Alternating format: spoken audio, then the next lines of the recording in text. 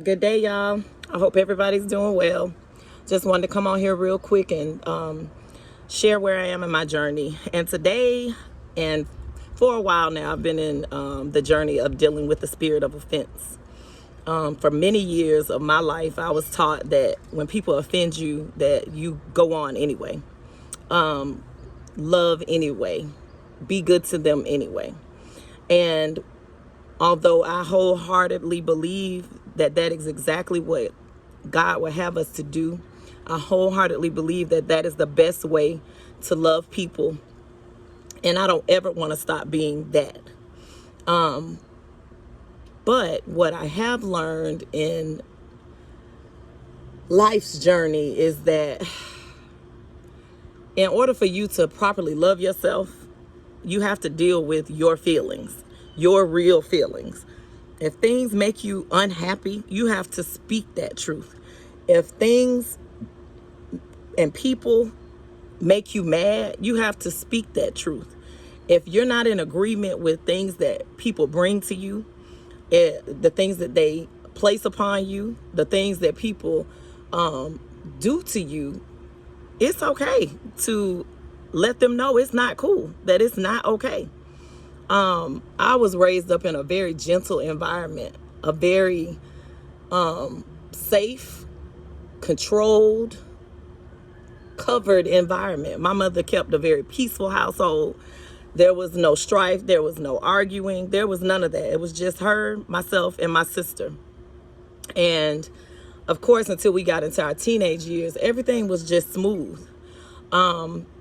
But there were situations where people would do things to us, and my mother would tell us, it's okay, just love them anyway. And I get it. I completely get what she meant, because that is what held family together. And it's the very tool that all of us use today to hold our families together. And it is the tool that we have to continue using to hold our family together. So I thank my mother so much for teaching me to just love anyway. But with each generation, a different understanding comes. And I'm understanding that loving anyway has to be proper. And it can't be proper when you don't love yourself enough to tell people how you feel.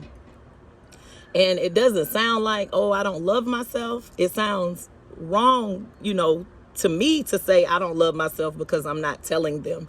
But it is not loving yourself enough to stand on your truth. I taught my children as they grew up to say what they mean and mean what they say. But I wasn't showing them that, because a lot of times I wasn't happy with certain situations. A lot of times I wanted to say things in certain situations, and a lot of times I just wanted to be mad. A lot of times I wanted to be angry. But because I wasn't taught the way to do that, I dumbed my emotions and my feelings down, and I went to a place inside of myself that scarred me. And it's really traumatizing when you don't properly assess your feelings and properly be able to communicate how you feel. And everyone that you love, if they love you, they deserve to get 100% you. If that person is not getting 100% you, then they're really not receiving you. And if once you give them 100% you, they can't deal with that, then they don't love you. Because people like me who've been taught to love anyway, they love everybody's bad behavior, their mistreatments, their misconstrued thoughts of them, their malicious acts. We love anyway, because that's what's deep down inside of our hearts. Loving past all of the flaws, loving past all of the misunderstandings. That's what people like me, people like you, that's what we do. We love anyway. But then you have people that are taught that it's okay to give bad behavior, to treat people any kind of way, to do whatever it is that they feel that they want to do towards you in society, step on other people's boundaries, just all over the place with what they're feeling inside. And truly it's brokenness, truly it's hurt. But when you're not given, just like I wasn't given on this side, proper tools to deal with our feelings, then we become children inside. God showed me that I was a 12-year-old child. He really did. I'm a 40-something-year-old woman, but God told me, you're a 12-year-old child. And around 12 years old is when I started dealing with people outside of our household, outside of our family structure. And that's when I started feeling offended the most, because people are different and people will say anything based on their opinions, based on how they feel about things, and just based on who they are and their environment and how they have to live. Not really caring about what it does to other people. It's just what they want you to believe at the time because of whatever it is that they're going through. And we have to teach our children to not be so giving of how they see things, not be so daggering of how their emotions make them feel. Because when and if we don't understand our feelings are just ours, and to properly assess those feelings and to properly categorize those feelings and deal with them before we give them to somebody else, it's really a bad place for somebody like me that has been taught to sit in our feelings and take control of our feelings and pretty much kind of arbor our feelings and not give them to other people. That's not correct, but it's also not correct for you to give your feelings and your thoughts and your beliefs to someone else, especially in a malicious way, especially in a way that you know is hurtful. There's people out here that just truly say and do things every day just to hurt people intentionally. Some of it to be manipulative to get what they want. Some of it is because that's truly how they feel. And some of it is just lack of care and concern for how it makes other people feel.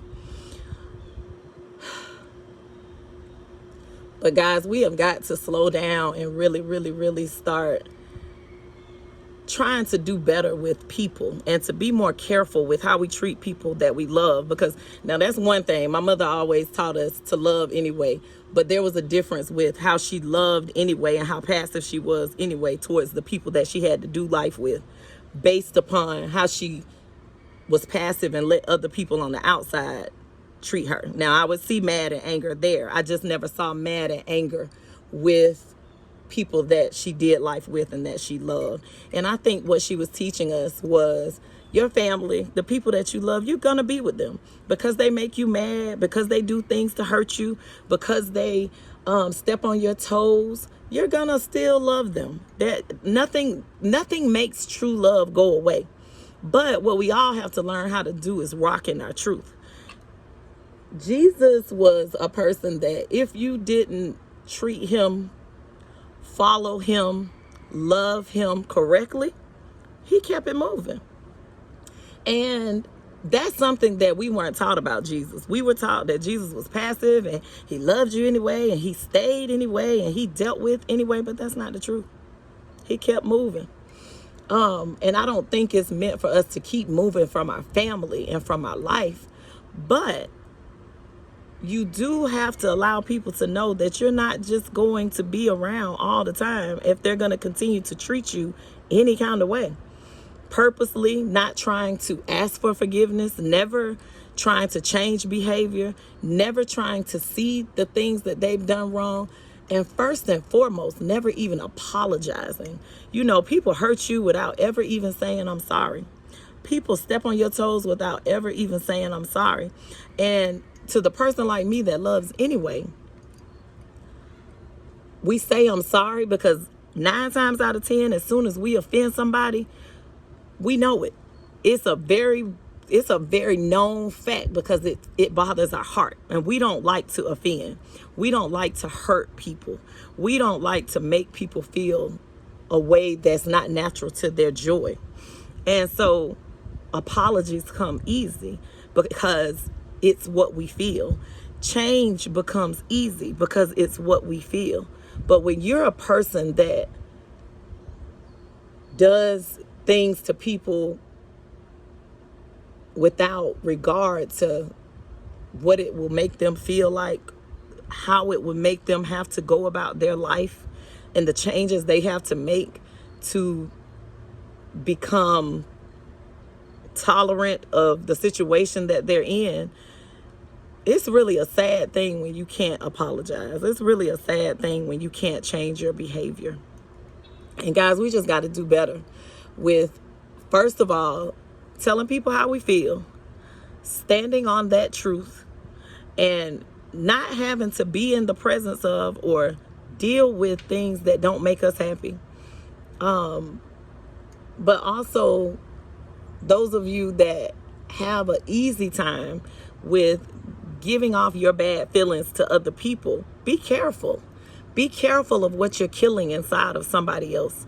Be careful of how you are changing another person's heart, because it's not many of us out here. It's not many people out here that love anyway. It's not many people out here that aren't trying to maliciously hurt you or do things intentionally to make you feel bad or do things intentionally to get you back, because it's a lot of people out here that do things just to get you back, just to make you feel how they feel. And me personally, I don't ever want anybody to feel how I feel when other people hurt me, when other people do things to step on my toes. For one, I know that it's not always intentional. But for two, hurt doesn't feel good. Why would you want to make somebody else hurt? What is going on inside of you that you want to make other people hurt? I think it's a place where we all have to reevaluate who we are as people, who we are as humans, who we are as servants to God, who we are raising children to give off this same behavior. Like, we really have to be more intentional with what God gives us on a daily basis. We really have to be more understanding of the position that we've been put in. Before I go, I've ranted and probably didn't say half of what I really meant to say, because I am in my feelings about a lot of it, because I'm still trying to process it. But to the best of my ability, I've given you what I feel inside. I do want to read the scripture that there is on this in the Bible. There's so many scriptures in the Bible about offenses, but this is one that I want to read. It's Luke chapter 17, verse 1. And I'm not really sure what it's through just yet, but I think it's like 6. And it says, Jesus warns of offenses. Then he said to the disciples, "It is impossible that no offenses should come, but woe to him through whom they do come. It would be better for him if a millstone were hung around his neck, and if he were thrown into the sea, than that he should offend one of these little ones. Take heed to yourself. If your brother sins against you, rebuke him. Tell him how you feel." That's what I wasn't taught. Tell him how you feel. "And if he repents, if he apologizes, forgive him." That's cool. I forgive you. We can go on. "If he sins against you 7 times in a day, and 7 times in a day returns to you, saying, 'I repent,' you shall forgive him." That is wholeheartedly how I feel. I forgive you. I forgive anyone that has offended me on a daily basis. And I feel like people like me, we want to forgive because we do want to go on. And that's really what my mother wanted to do. She wanted to forgive so she could go on and live what she feels inside. That's happy, that's joy, that's carefree, that's light. People that are loving people anyway, we don't want to feel discord. We don't want to feel any kind of strife. We're not argumentative. We're not debaters. We don't want to do any of that. Your opinion is your opinion. Your fact is your fact. Your truth is your truth. I love you anyway. I don't want to change how you feel. I don't want to make you something that you're not. What I do want to always do is give you truth based on facts. And hopefully, if you're wrong, it will change. If I'm wrong, if you give it to me, it will change. Tell me how I make you feel. Because now, just because you love anyway, and just because you try to do good, doesn't mean you do. And it doesn't mean you don't hurt other people. Because I have hurt plenty of people just by thinking that I'm doing good, just by trying to teach other people how I feel. That's another thing that I've learned lately, is sometimes teaching people is offensive, and it's very hard to not teach a lot of people that are not willing to hear the truth. Offense comes. But what I want to do now is apologize to anyone that I have tried to teach or to give what I've learned, share information if it has offended you, because it's not my intent. My intent is never to offend anybody. But if it comes and I know I'm giving you truth, or if I know I'm telling you how I feel, if I know that I'm not doing it maliciously to hurt you, I'm not trying to belittle you, I'm not trying to take anything from you, then that's my truth. That's how I feel. And if you don't agree with it, it's okay. I'm not mad at you for not agreeing with it. And I hope you're not mad at me for the way that I feel, or me having feelings, because I am a human and humans have feelings. So today, guys, I just want to encourage, strengthen, and pray that God will release the children that are inside of all of us that haven't learned to properly communicate our feelings, that haven't learned to properly understand other people's feelings. Because like I said, even the person that offends the most are hurt, they're broken, and they haven't learned to properly communicate, just as the person who's loving anyway hasn't learned to properly communicate. We all have work to do. We all have work to do in order to raise our children to be whole, healthy human beings. And I just want to apologize now to my children, my older children, for not knowing how to teach you your boundaries, and not knowing how to teach you how to properly communicate what doesn't feel good to you, what your spirit doesn't tolerate, what you feel like you're being wronged in. And I want to tell you guys now that it's okay to sit in that, to process that. It's okay to not be okay with everything. And it's okay to speak your truth in love. I love you. I love all of you. And I'm only sharing this because of that. Have a good day, y'all.